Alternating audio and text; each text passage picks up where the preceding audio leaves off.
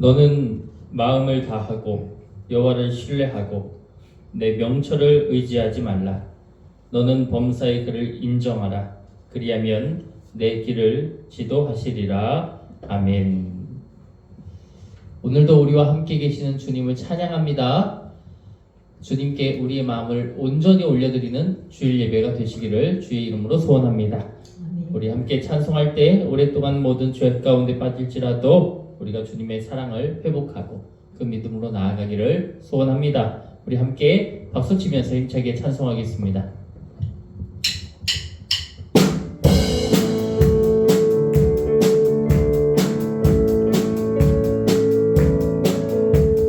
오랫동안 모든 죄 가운데 빠져 더럽기가 하얀 없던 우리들 아무 공도 없이 구원함을 얻어 하나님의 자녀 오랫동안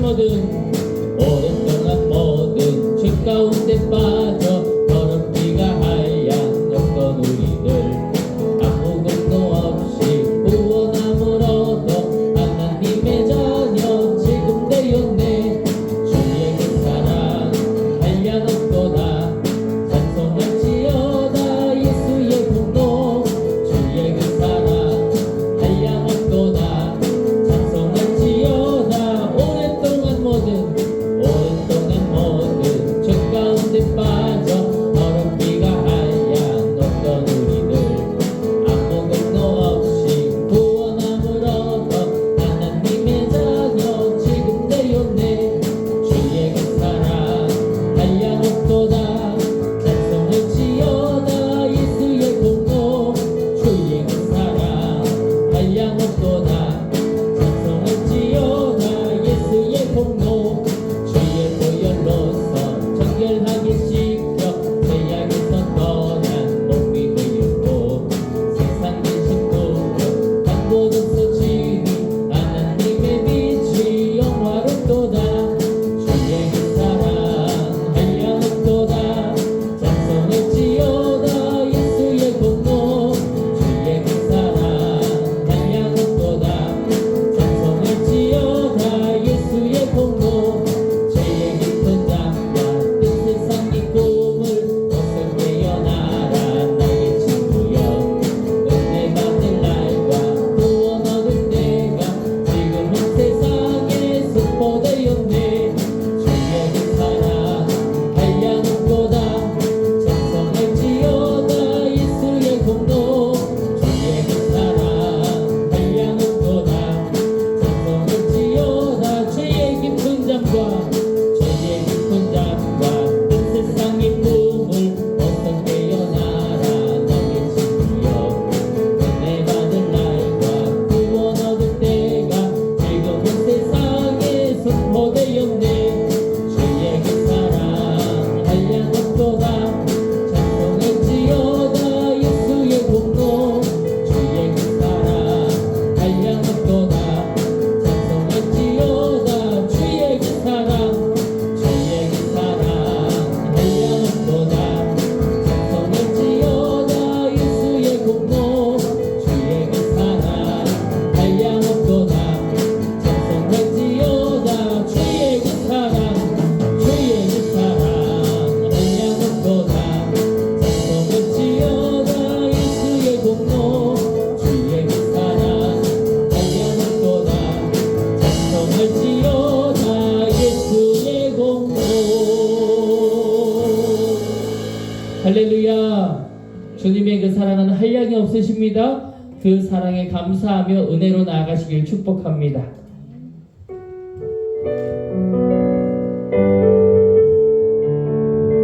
우리 지금까지 지내온 것 찬송합니다. 지금까지 지내온 것 주의 크신 은혜라.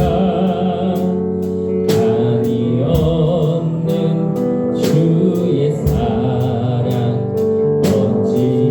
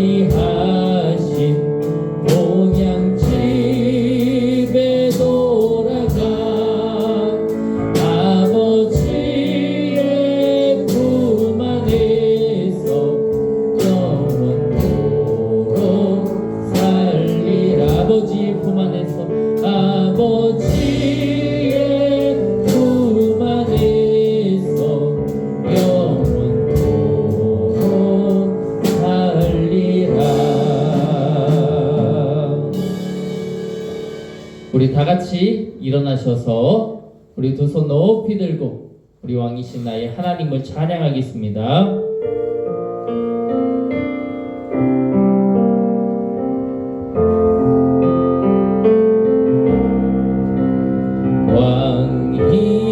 왕이신 나의 하나님,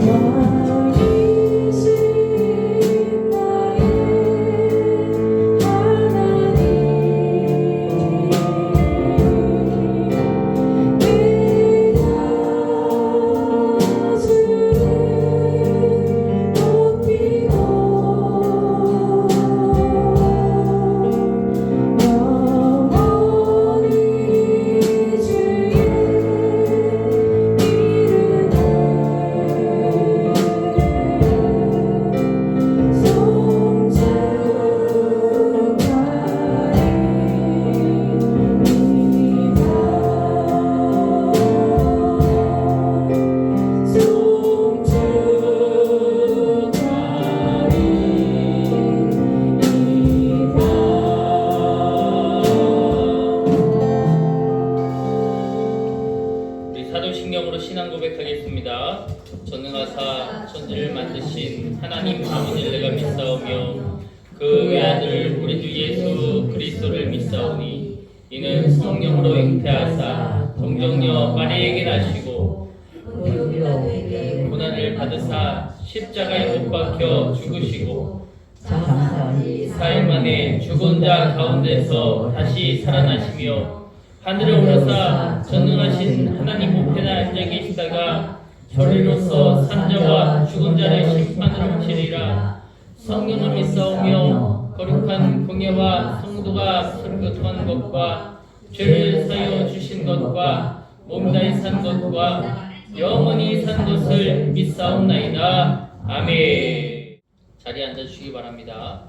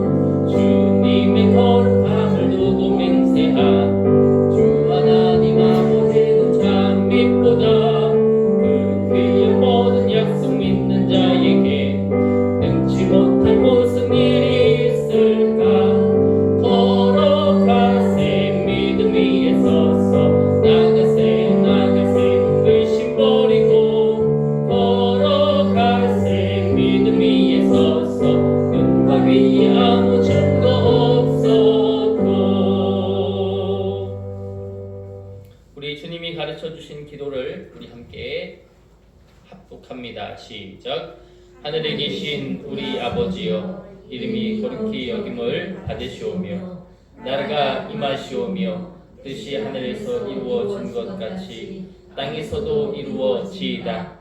오늘 우리에게 일용할 양식을 주시옵고 우리가 우리에게 죄 지은 자를 사하여 준 것 같이 우리 죄를 사하여 주시옵고 우리를 시험에 들게 하지 마시옵고 다만 악에서 구하시옵소서.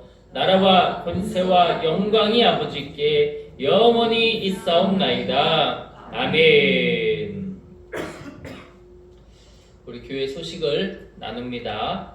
주님의 이름으로 사랑하고 또 승리하는 모든 협신교회 성도들이 되시기를 소망합니다. 우리 11월 14일까지 우리 새벽 예배 시간에 빌립보서 강해를 우리 예배드리고 있습니다. 예배 시간은 오전 6시로 변경됐습니다. 빌립보서를 통해 기쁨의 회복과 또 기도의 고통에 동참하는 모든 우리 성도님들이 되시기를 바랍니다. 다음 주일 16일부터 12월 당회를 위한 전교인 면담을 실시하려고 합니다. 위에서 기도해 주시고 또 마음으로 준비해 주시고 예배 후에 차례에 따라 10분씩만 시간을 내주시면 좋겠습니다. 수요 예배, 또 속회 예배, 주일 중보 기도에도 많은 참여를 부탁드리고요.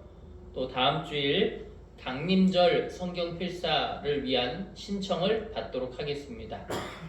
올 11월 30일 이 강림절 예배를 우리가 드릴 텐데 우리가 또 예수 그리스도의 성탄을 축하하면서 믿음으로 우리 성경 필사 하나님께 온전히 선물로 올려드리는 귀한 묵상의 시간, 또 필사의 시간, 또 말씀을 우리 마음에 새기는 시간이 되시기를 주님의 이름으로 원합니다. 한 가지 광고를 더 드리려고 합니다. 우리가 새벽 예배를 좀 개편을 하려고 합니다. 기존의 새벽 예배는 늘 우리가 예배하는 예배였습니다. 우리 교회 취지와 우리 교회 상황에 맞게 앞으로는 시리즈 설교를 진행하려고 합니다. 주보의 내용을 보시면 이 예배란이 있는 내용 편의 아래쪽에 새벽 예배란을 만들어 놓았습니다. 그래서 앞으로 우리가 어떤 시리즈를 가지고 설교를 할지 그곳에 적어놨어요. 그래서 앞으로 우리는 새벽을 행진하는 때와 새벽에 안식하는 때로 나누어서 이제 이 행진과 안식을 겸하여 하나님 앞에 나아가게 될 것입니다. 새벽 행진은 말 그대로 예배하는 때이고요. 새벽 안식은 쉬는 것입니다. 준비하는 거죠. 그래서 이 행진과 안식을 우리가 겸비해서 하나님 앞에 나아가고자 합니다. 간단하게 좀 말씀을 드리면 우리 첫 번째 행진은 지금 하고 있는 빌립보서 시리즈 이 14편으로 구성된 말씀입니다. 그리고 한 주를 쉬고 다음 시리즈는 마음의 위로와 평안. 우리가 요즘 마음으로 지친 분들이 많습니다. 저도 그렇지만 요즘을 살아가는 많은 사람들이 마음에 지쳐 있습니다. 그래서 그런 분들께 마음의 위로와 평안을 나눌 수 있는 그런 시리즈로 우리가 말씀을 나누었으면 좋겠다. 그래서 그 말씀을 5일 동안 우리가 시리즈 설교로 나눌 것입니다. 그리고 새벽 안식을 거친 후 우리 12월 달에는 데살로니가 전후서 시리즈를 나눌 것입니다. 빌립보서가 바울이 유럽에 세운 첫 번째 교회입니다. 그리고 두 번째 교회가 바로 데살로니가 교회죠. 그래서 바울이 첫 번째로 세운 교회, 기쁨을 회복했던 이 첫 번째 교회와 두 번째 교회인 데살로니가 교회, 이 교회는 은혜를 회복했던 교회입니다. 그래서 우리 교회가 기쁨과 은혜를 회복하고 또 마음으로 평화를 이루는 그런 교회가 되길 위하여서 이번 이 새벽 행진, 새벽 안식을 정말 마음을 다해 준비하고 있습니다. 여러분 위해서 기도해 주시고 정말 딱 한 번 각 시리즈마다 정말 여러분 바쁘시지만 여러 가지 사정상 어려우시지만 그럼에도 딱 한 번씩이라도 꼭 예배에 참여해 주시기를 주님의 이름으로 축복합니다. 오늘 주님이 우리에게 주시는 말씀을 우리가 함께 나누려고 합니다. 오늘 말씀은 고린도후서 6장 14절에서 18절 신약성경 292쪽입니다. 고린도후서 6장 14절에서 18절 신약성경 292쪽 말씀을 봉독해 드립니다. 너희는 믿지 않는 자와 멍에를 함께 매지 말라. 의와 불법이 어찌 함께하며 빛과 어둠이 어찌 사귀며 그리스도와 베리알이 어찌 조화되며 믿는 자와 믿지 않는 자가 어찌 상관하며 하나님의 성전과 우상이 어찌 일치가 되리요. 우리는 살아계신 하나님의 성전이라. 이와 같이 하나님께서 이르시되 내가 그들 가운데 거하며 두루 행하여 나는 그들의 하나님이 되고 그들은 나의 백성이 되리라. 그러므로 너희는 그들 중에서 나와서 따로 있고 부정한 것을 만지지 말라. 내가 너희를 영접하여 너희에게 아버지가 되고 너희는 내게 자녀가 되리라. 전능하신 주의 말씀이니라 하셨느니라. 아멘. 할렐루야. 주님의 사랑과 은혜가 오늘의 여러분의 삶에 가득하기를 주님의 이름으로 축복합니다. 또한 하나님의 은혜와 사랑이 우리 교회 안에 또 예배의 자리에 함께한 저와 여러분 안에 놀랍게 임하기를 주님의 이름으로 축원합니다. 우리는 모두 행복한 사랑을 꿈꿉니다. 나는 불행한 사랑을 꿈꾼다 라고 하시는 분은 없을 겁니다. 우리는 누군가에게 사랑을 받고 싶습니다. 또 누군가를 사랑하면서 살아가고 싶습니다. 누구나 그런 아름다운 사랑을 꿈꿉니다.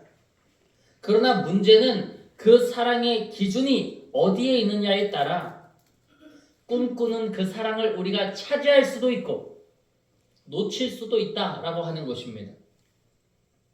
세상은 사랑을 어떤 조건으로 판단합니까? 외적인 조건으로 판단합니다. 제 친구 목사가 부목사인데 선을 봤다는 거예요. 그런데 누가 소개시켜주는 선 말고 정말 아예 모르는 분이 소개시켜준 그런 어떤 분을 만났답니다. 그 자매는 장로님 딸이라고 하는 거예요. 그래서 만났다는 거죠. 처음 만났는데 그 자매가 제 친구에게 묻더라는 거예요. 뭘 물었을까요? 키가 뭡니까? 키가 어떻게 됩니까? 물었대요. 두 번째로 물은 것은 연봉이 얼마입니까? 물었답니다. 장로님 딸이라는 그런 어떤 자기도 선입견을 갖고 그 자매를 만났다는 거죠. 자기가 목사 직임을 받았다는 것도 이미 그 자매가 알고 있습니다. 당연히 그렇기 때문에 그런 걸 물어볼 거라고 정말 생각하지 못했다고 하는 거예요. 키가 뭐냐? 연봉이 얼마냐? 그런 질문을 처음 하길래 정말 마음에 깜짝 놀랐다. 쿵 마음이 가라앉았다. 이런 말을 저에게 전해주었습니다. 여러분, 목사와 선을 보는 자매와 어떤 그런 성직자로 만나는 그러한 관계 속에서도 그런 세상적인 조건이 첫 번째 기준일 수 있잖아요. 그런데 이 세상은 정말로 무엇을 사랑의 기준으로 판단합니까? 결정사라고 하는 것만 우리가 들어봐도 얼마나 여러 가지의 것들, 이 외적인 부분들을 가지고 사람들을 평가하고 사랑의 기준으로 삼는지 모릅니다. 외모나 키나 직업, 재산, 능력, 이러한 것들. 그러나 여러분, 하나님은 언제나 사랑을 믿음의 기준으로 보시는 분이심을 믿습니다. 저는 몇 주 전 한 블로그에서 어떤 성도님의 간증글을 우연히 보게 되었습니다. 저는 그 간증글을 읽고 큰 깨달음을 제가 누리게 되었습니다. 그래서 저는 그 간증글의 내용과 오늘의 본문을 연관지어 오늘 말씀을 나누려고 합니다. 고린도후서 6장 14절에서 18절의 말씀, 오늘 본문입니다. 그리고 한 성도님의 간증을 통해 하나님이 원하시는 사랑의 기준은 무엇인가? 그리고 우리가 앞으로 어떤 사랑을 지향해야 하는지, 어떤 사랑을 해야 하는지 생각해보는 시간을 갖도록 하겠습니다. 이 귀한 시간을 통해 우리의 눈과 귀와 마음이 열려 하나님의 말씀을 잘 받아 누림이 있기를 주님의 이름으로 축원합니다. 주님은 바울을 통해서 여러 교회들을 세웠습니다. 그 가운데 고린도 교회 성도들에게 이렇게 말했어요. 14절입니다. 우리 같이 한번 읽어보죠. 시작. 너희는 믿지 않는 자와 멍에를 함께 매지 말라. 의와 불법이 어찌 함께하며 빛과 어둠이 어찌 사귀며. 아멘. 이 말씀은 단순하게 너희들 믿지 않는 사람과 교제하면 안 된다, 너희들 불신자와 함께하면 안 돼 라는 그런 차원의 의미가 아닙니다. 여기서 멍에라는 말을 사용합니다. 멍에는 농부가 두 마리 뿔을 연결해 밭을 갈 때 사용하는 나무 막대기죠. 한 마리가 힘이 세고 한 마리가 약하면 밭을 온전하게 갈 수가 없습니다. 삐뚤빼뚤하게 갈 수밖에 없죠. 둘의 힘이 다르기 때문입니다. 그러니까 온전하게 나아갈 수 없다라고 하는 것이죠. 결국에는 서로의 힘이 같은 곳을, 아니 다른 곳을 향하기 때문에 금세 둘 다 지쳐버리고 맙니다. 바울은 이 장면을 통해 우리에게 믿음의 원리를 가르칩니다. 믿는 자와 믿지 않는 자가 같은 멍에를 매면 결국 어떻게 된다는 거예요? 방향이 달라진다라고 하는 것입니다. 믿는 자와 믿지 않는 자가 같은 멍에를 매면 방향이 달라진다. 그러니까 더 힘들다라는 거죠. 금세 지친다는 것입니다. 믿는 자는 어딜 향해 나아갑니까? 믿는 자는 빛을 향해 나아가고 믿지 않는 자는 어둠 속으로 결국 자기 만족으로 향하니 방향이 달라질 수밖에 없는 것입니다. 바울은 또 말합니다. 15절 말씀입니다. 또 한번 같이 읽어볼까요? 시작. 그리스도와 벨리알이 어찌 조화되며 믿는 자와 믿지 않는 자가 어찌 상관하며. 아멘. 그리스도와 벨리알이 어찌 조화되고, 여기서 나오는 이 벨리알 사탄의 이름입니다. 무가치하고 사악한 사탄, 그 사탄의 이름이 벨리알입니다. 그러니까 이 말씀인즉슨 하나님은 우리를 빛의 사람으로, 세상과는 구별된 하나님의 거룩한 자녀로 불러주셨는데 무가치하고 사악한 사탄 혹은 사람 혹은 마음과는 조화를 이룰 수 없다라고 하신 주의 말씀이다라고 하는 것입니다. 그저 사탄 같은 사람하고 만나지 마 라는 의미로서의 그런 어떤 편협한 말씀은 아닙니다.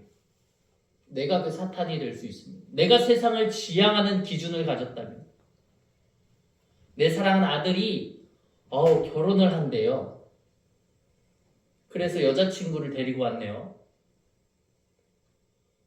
나는 평생 동안 하나님을 섬기는 사람이었는데 여자친구를 데리고 왔어요. 뭐라고 물어볼 겁니까? 아버지 뭐 하시냐? 아버지 사업하셔? 아버지 직업이 뭐야? 보다 주님을 믿는 가정인지 주님 믿지 않는 가정인지, 하나님 안에서 자랐는지 하나님을 잘 모르는 가정인지, 무엇이 우리의 눈을 둘러싸고 우리의 눈을 덮고 있는 기준인지 우리는 하나님 안에서 분명히 할 필요가 있다라고 하는 것입니다. 주님이 우리에게 말씀하시는 거죠. 그리스도와 벨리알이 어찌 조화되며 믿는 자와 믿지 않는 자가 어찌 상관하랴. 사랑하는 여러분, 하나님은 우리가 이 땅 가운데서 아름다운 조화를 이루며 살기를 원하십니다. 다투는 것을 원하십니까? 화목한 것을 원하십니까? 화목한 것을 원하십니다. 사랑하는 것을 원하십니까? 원수처럼 서로 죽이는 것을 원하십니까? 사랑하는 것을 원하십니다. 그래서 우리는 너무나도 잘 알고 있습니다. 하나님이 누구까지도 사랑하라라고 하셔요. 원수까지도. 아니, 이게 말이 돼? 원수까지 사랑하는 게 말이 됩니까? 그런데 주님은 조화를 원하시고 화목을 원하시고 사랑을 원하시기에 원수까지도 사랑하라는 하나님의 뜻을 우리에게 전하고 계십니다. 그것이 하나님의 지향점인 것입니다. 하나님의 길인 것입니다. 하나님의 목적지인 것입니다. 우리는 우리 서로를 되돌아보아야 할 것입니다. 내가 지향하는 것이 무엇인지, 내가 목표하는 것이 무엇인지, 내가 걸어가야 하는 그 걸음의 결승점이 무엇으로 이루어져 있는지를 우리는 분명하게 알고 믿음으로 걸어가야 할 줄 믿습니다. 우리 이어서 한번 또 읽어봅시다. 16절, 우리 좀 길지만 우리 사모님이 한번 읽어주시죠. 함께 우리 합독합시다. 시작. 하나님의 살아계신 하나님의 성전이라. 이와 같이 하나님께서 이르시되 내가 그들 가운데 거하며 두루 행하여 나는 그들의 하나님이 되고 그들은 나의 백성이 되리라. 아멘. 하나님은 우리를 세상의 방식에서 분리시켜서 거룩하게 하시기를 원하신다라고 하는 뜻입니다. 그러니까 하나님이 우리를 창조하시고 우리를 지켜주시고 우리를 인도하심은 단순하게 우리가 행복한 사랑을 바라보며 세상이 보기에 화목한 가정을 이루며 사는 것. 그것도 좋아요. 행복하게 사는 거, 화목하게 사는 거 좋아요, 나빠요? 좋아요. 그런데 하나님의 지향점은 여러분 저를 따라 고백해 보십시오. 화목한 사랑보다, 행복한 사랑보다 거룩한 사랑을 하라. 믿으십니까? 하나님이 원하시는 것을 우리가 잘 봐야 합니다. 하나님은 우리가 행복한 사랑, 화목한 사랑, 물론 좋죠. 얼마나 좋습니까? 여러분 행복해야 되죠? 화목해야 되죠? 맞아요. 맞아요. 그러나 주님이 가장 지향하시는 바 거룩인 줄 믿습니다. 하나님 우리에게 말씀하시잖아요. 내가 거룩하니 너희도 거룩하라. 그러므로 우리의 사랑은 거룩한 사랑이 되어야 할 줄 믿습니다. 우리의 사랑의 지향점입니다. 그래서 주님은 우리에게 표현하고 계신 것이에요. 저는 한 블로그에서 본 이 간증 글을 통해서 앞서 제가 고백했잖아요. 저도 많은 것을 깨달았다. 저도 많은 것을 세상의 기준으로 바라만 봤는데 이 간증 글을 읽고 나서 제 마음에 쿵 하고 다가오는 주님의 마음이 있었습니다. 이 시간 이 간증의 내용을 함께 나눌 텐데 여러분 이 내용들을 통하여서 정말 우리도 주의 사랑, 주님이 원하시는 바를 깨닫게 되기를 소원합니다. 한 자매가 있었다는 거죠.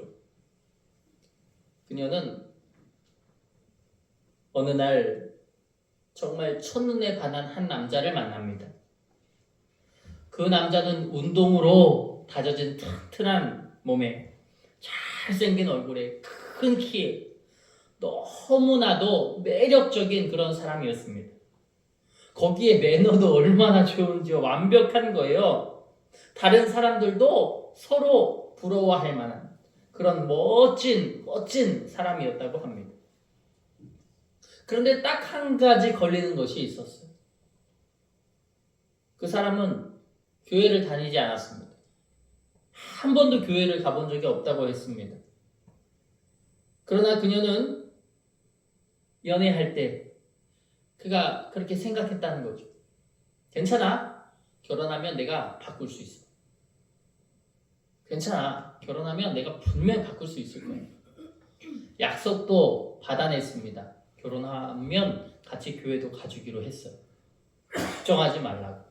나 못 믿냐고. 그 말을 믿고 또 믿었습니다. 결혼 후 처음에 남편이 교회도 함께 갔습니다. 행복한 나날을 보내는 거예요. 교회 가서 예배드리고 함께 또 외식도 하고 집에 돌아오고 너무나도 자기의 삶의 기쁜 일상이었습니다. 언젠가 남편이 더 깨달으면 더 말씀이 깊이 들어가면 교회에서 함께 찬양팀도 하는 꿈을 꿨습니다.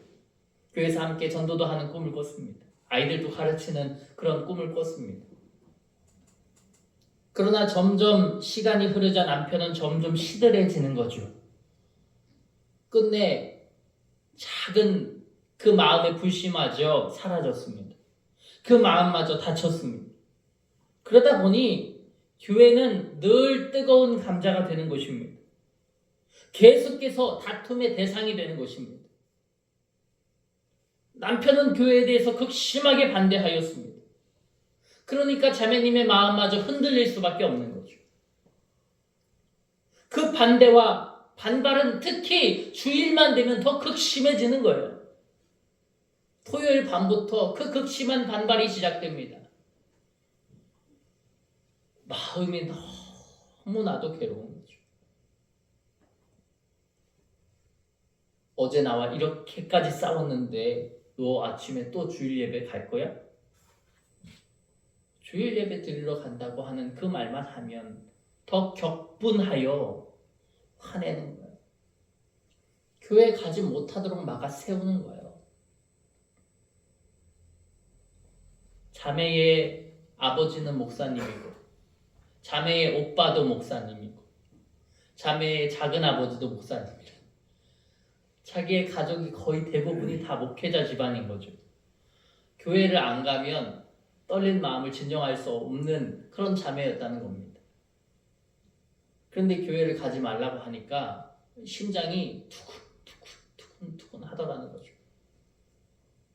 교회는 왜 또 가냐? 하루라도 쉬면 안 되냐? 이번 주말에는 좀 1박 2일로 한번 놀러 좀 가보자. 너 때문에 못 가는 거 아니냐? 그냥 우리도 평범한 가정들처럼 함께 하면서 좀 살자.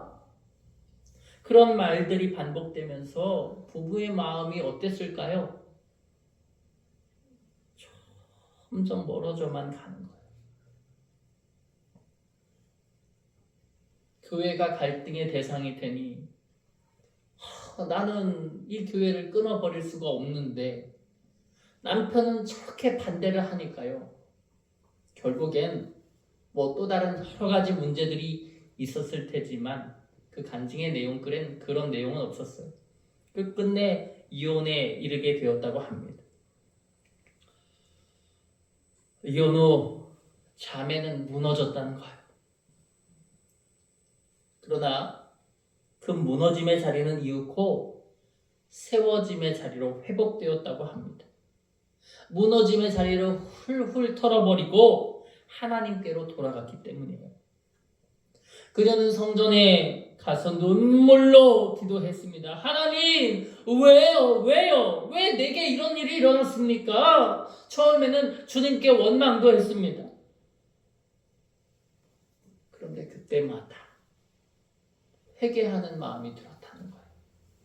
그리고 어느 날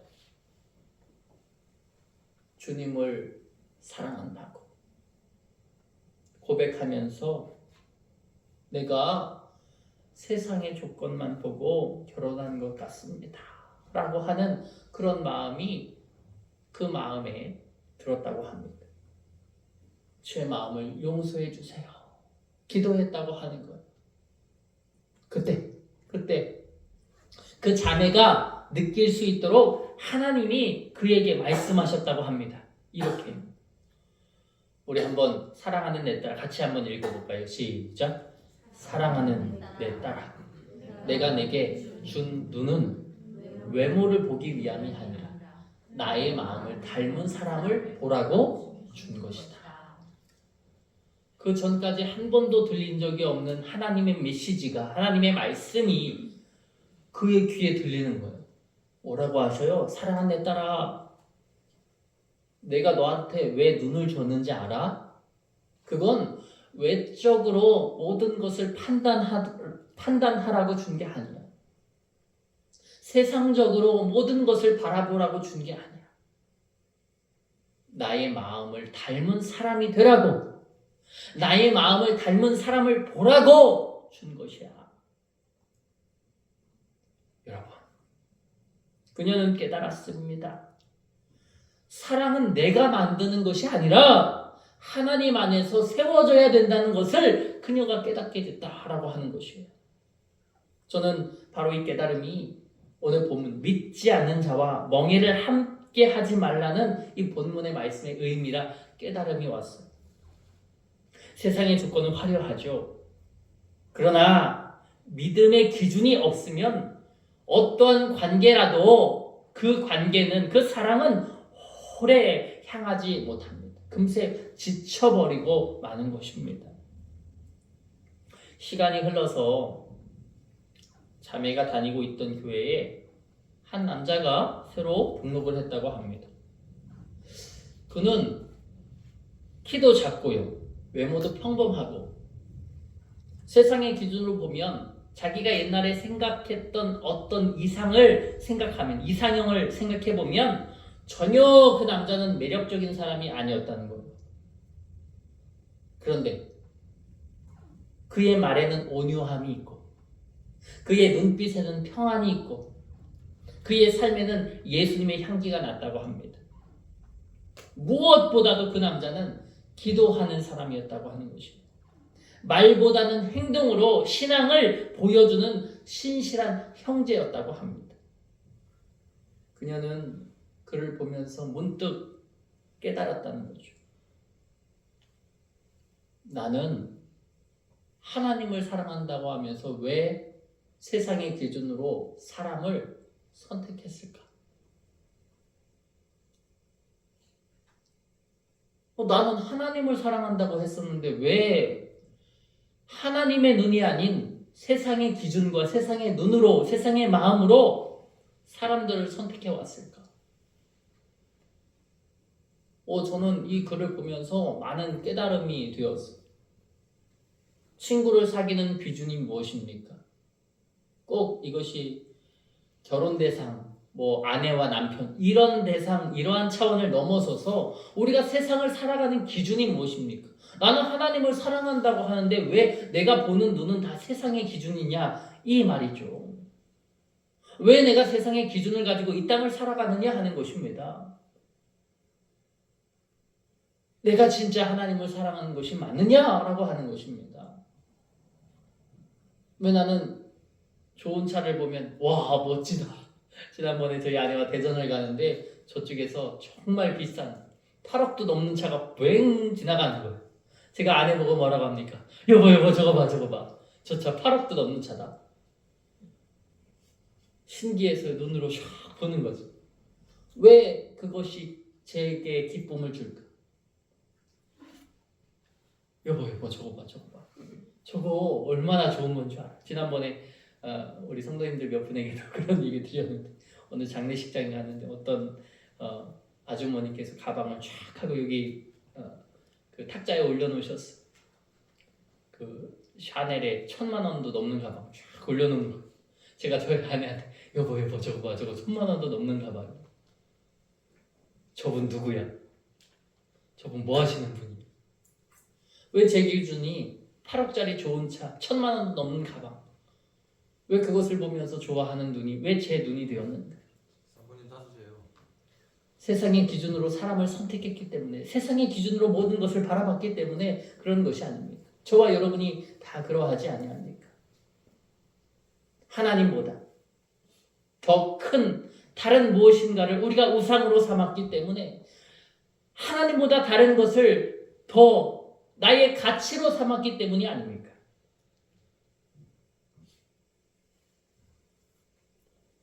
그녀는 그 후로 하나님 안에서 다시 사랑을 배우게 되었다고 합니다. 그리고 믿음의 사람과 재혼을 하고 지금은 주님 안에서 감사와 기쁨으로 살아가고 있다는 그런 간증의 내용이었습니다. 어쩌면 저는 이것이 바로 오늘 본문 마지막 절의 약속이지 않은가 생각이 들었어요. 오늘 본문 마지막 절에 내가 너희를 영접하여 너희에게 아버지가 되고 너희는 내 자녀가 되리라. 하나님은 그 가정을 영접하시고 진짜 사랑을 가르쳐 주신 줄 믿습니다. 그리고 진짜 사랑을 회복시켜 주신 줄 믿습니다. 여러분, 우리는 무엇으로 살고 있습니까? 세상의 기준이 아닌 믿음의 기준으로 선택하시기를 주님의 이름으로 소원합니다. 저는 이 이야기를 생각하면 그냥 단순하게 결혼 이야기, 사랑하는 사람들에게만 해당되는 이야기가 아니라고 생각합니다. 우리의 모든 인생의 선택의 기준이 세상이냐 믿음이냐를 묻는 이야기가 바로 오늘 본문이에요. 세상은 외적인 능력을 보지만 하나님은 그 안에 있는 중심을 보시는 줄 믿습니다. 지난번에 제가 유튜브를 하잖아요. 매일 같이 이제 찬양 영상을 올립니다. 그런데 지난번에 한번 찬양 영상을 이렇게 올렸는데 어떤 분이 댓글을 달았어요. 뭐라고 달았냐? 여러분도 보시면 알 텐데 거기에 뭐라고 써있냐면 목회자이신 것 같은데 옷이 영, 제가 이제 맨투맨티를 입고 찬송하는 영상 올렸거든요. 옷이 영, 옷 좀 똑바로 입고 예배드려라, 찬송해라, 이런 말이잖아요. 그렇죠? 제가 댓글을 받으면 거의 대부분 안 좋은 댓글은 삭제합니다. 근데 그날은 그냥 넘어갈 수가 없는 거예요. 그래서 제가 거기에 대댓글을 달았어요. 하나님은 옷보다, 우리가 걸친 이것보다, 제가 오늘 이렇게 가운을 입었지만 이 가운보다 우리의 마음의 중심을 보신다. 난 찬양하는 순간 어떤 마음의 중심? 난 하나님을 향한 분명한 중심을 가지고 찬송한다. 제가 그렇게 거기에 참 그러지 말아야 되는데 또 그렇게 써봤어요. 그렇잖아요. 여러분, 무엇이 중요합니까? 우리가 세상을 살아갈 때 세상의 기준으로 가지고 우리가 사는 것이 중요합니까? 믿음의 기준을 선택하는 것이 중요합니까? 여러분, 하나님은 그 안에 믿음이 있냐 없냐를 보신다라고 하는 것입니다.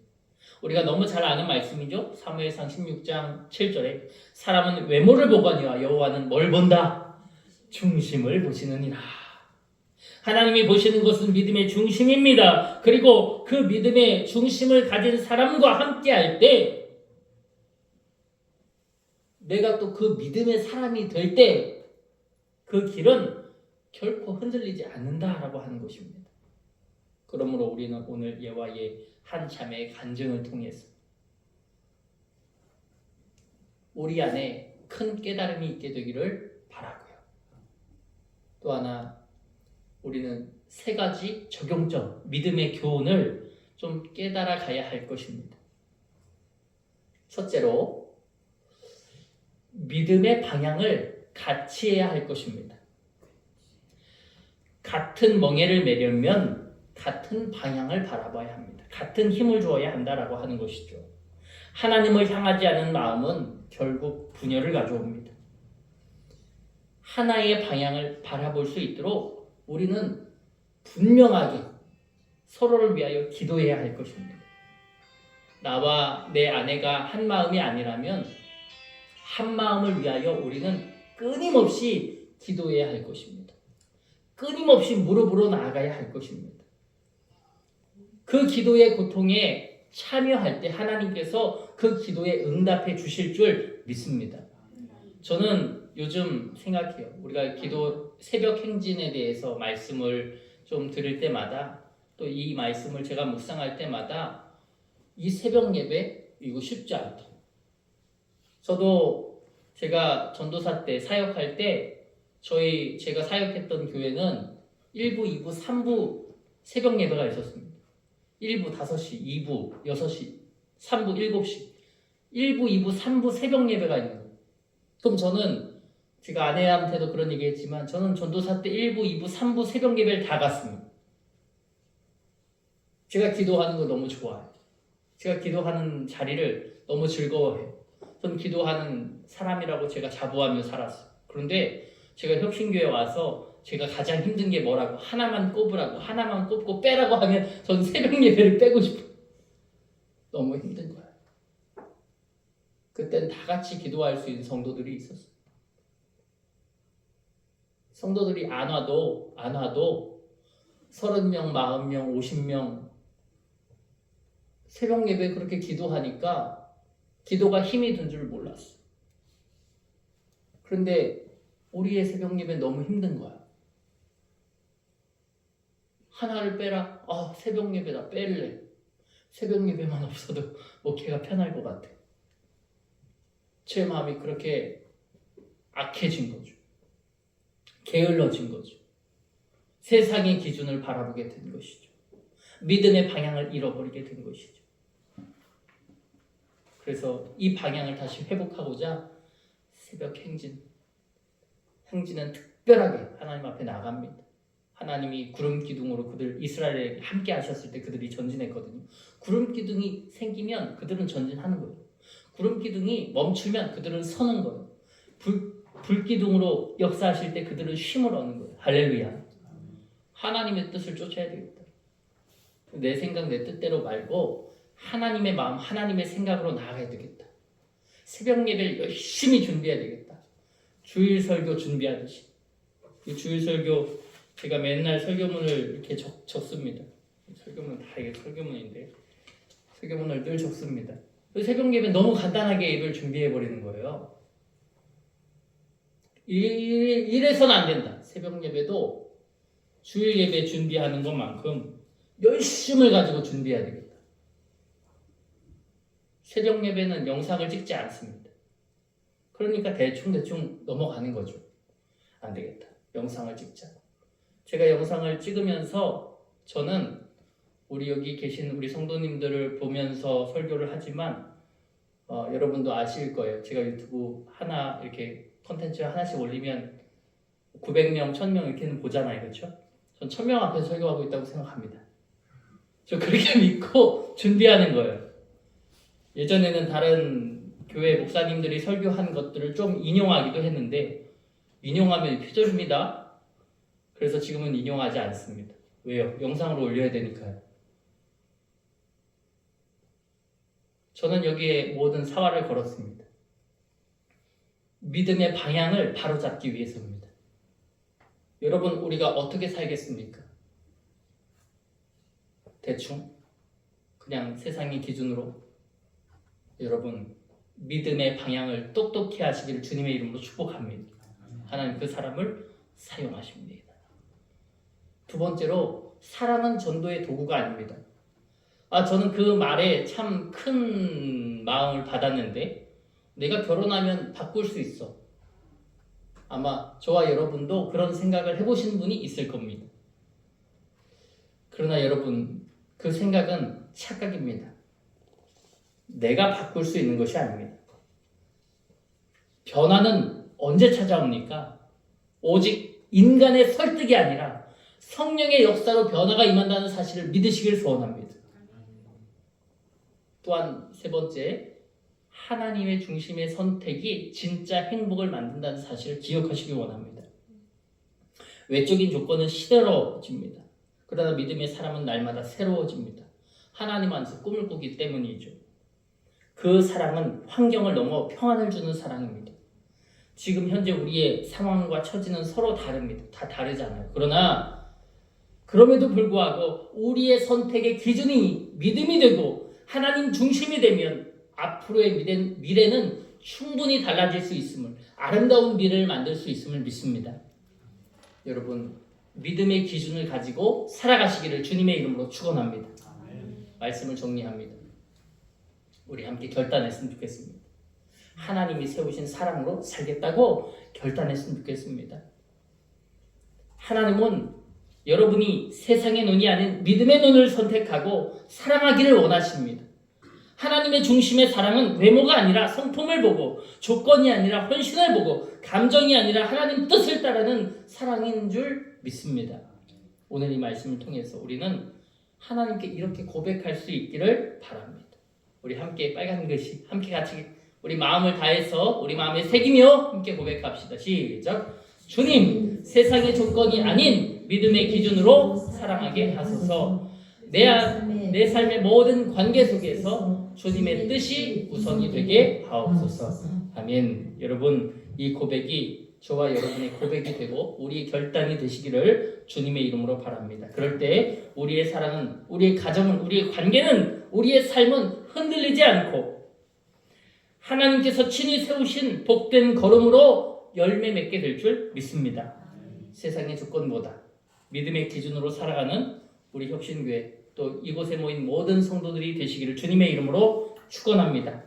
이 시간 우리 기도할 때 우리의 말씀 우리 마음에 새겨달라고, 우리가 무엇으로 이 땅을 살아갑니까? 세상의 조건이 아니라 믿음의 기준으로 이 세상을 살아가게 해달라고. 아내와 남편이 서로 다른 마음을 가지고 삽니까? 여러분, 고통 없이 바꿀 수 있는 것은 없습니다.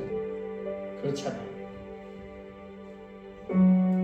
우리가 일터에 가서 일을 하더라도 쉽게 돈 벌 수 있는 사람 아무도 없습니다. 치열하게 살 때 우리에게 월급이라는 것이 주어지잖아요. 땅에 씨앗을 뿌리고 열매를 맺는 그 모든 과정이 고통 없이 이루어질 수 있는 것이 있습니까? 그런데 왜 우리는 쉽게 내 아내를 혹 내 남편을 내 자녀를 바꾸려고 합니까? 언젠가는 교회 다니겠죠. 언젠가는 주님 믿을 거예요. 여러분, 고통의 무릎을 꿇으십시오. 고통을 가지고 하나님 앞에 나아가십시오. 믿음으로 주님을 붙잡고 기도하십시오. 내 생명을 거십시오. 그래야 우리는 저 천국을 보게 될 것입니다.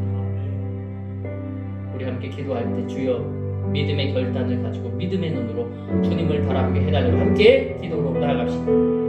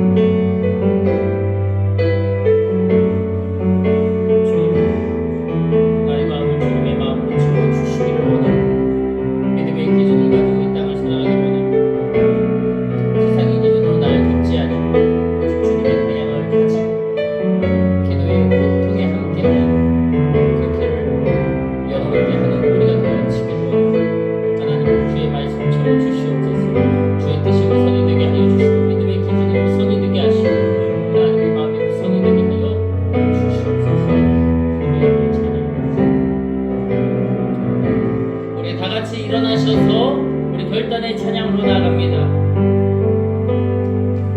믿음과 삶을 살아내는 실력이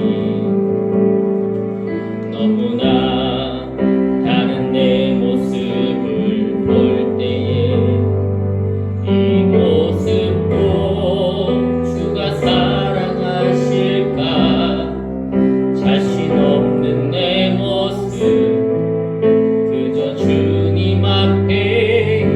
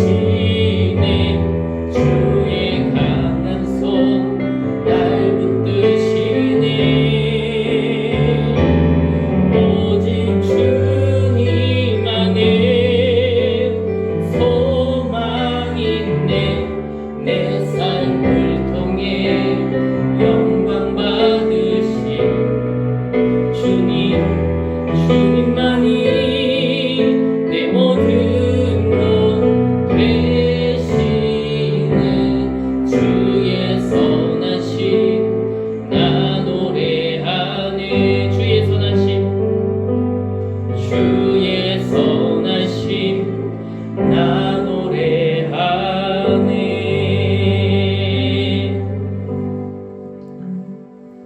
사랑과 은혜가 풍성하신 하나님 아버지, 오늘 말씀을 통해 우리가 세상의 조건이 아닌 믿음의 기준으로 살아가야 함을 다시 깨닫게 하시니 감사합니다. 주님, 우리의 눈이 세상의 화려함에 머물지 않게 하시고 우리의 마음이 오직 하나님의 뜻과 말씀 위에 굳게 서게 하여 주옵소서. 세상은 끊임없이 타협을 요구하지만 우리는 오직 그리스도 안에서 거룩함을 지키며 진리 위에 굳건히 서는 하나님의 사람으로 살게 하옵소서. 혹 우리의 삶 속에 빛과 어둠이 함께 머물러 있었다면 이 시간 주의 보혈로 깨끗하게 씻어 주시고 다시 믿음의 중심으로 돌아오게 하옵소서. 주님과 동행하며 세상의 기준이 아니라 하늘의 시선과 말씀의 원칙으로 살아가는 믿음의 자녀들이 되게 하여 주옵소서. 이제 우리의 마음과 정성을 담아 주님께 예물을 드립니다. 이 예물이 우리의 사랑과 믿음의 고백이 되게 하시고 이 예물이 쓰이는 곳곳마다 복음의 씨앗이 자라나게 하옵소서. 드린 손길마다 주님 기억하시고 하늘의 은혜와 평안을 가득 부어주시며 주의 축복으로 날마다 함께하여 주옵소서. 부족한 손으로 드리지만 주님께서 기쁘게 받아주시고 언제나 거룩하게 오병이어의 기적으로 하나님 우리보다 더 연약하고 부족한 이들에게 아름답게 쓰여지는 복된 예물이 되게 하여 주시옵소서. 이제는 우리를 세상의 조건이 아니라 믿음의 기준으로 살게 하시는 예수 그리스도의 은혜와 우리를 자녀 삼으시고 날마다 돌보시는 하나님 아버지의 크신 사랑과 우리의 마음을 새롭게 하시며 진리 가운데 인도하시는 성령님의 감동과 교통하심이 오늘 말씀을 붙잡고 세상 속에서 믿음으로 살기를 결단하는 모든 성도들과 그들의 가정과 일터 위에 지금부터 영원토록 함께 하시기를 간절히 축원하옵나이다. 아멘.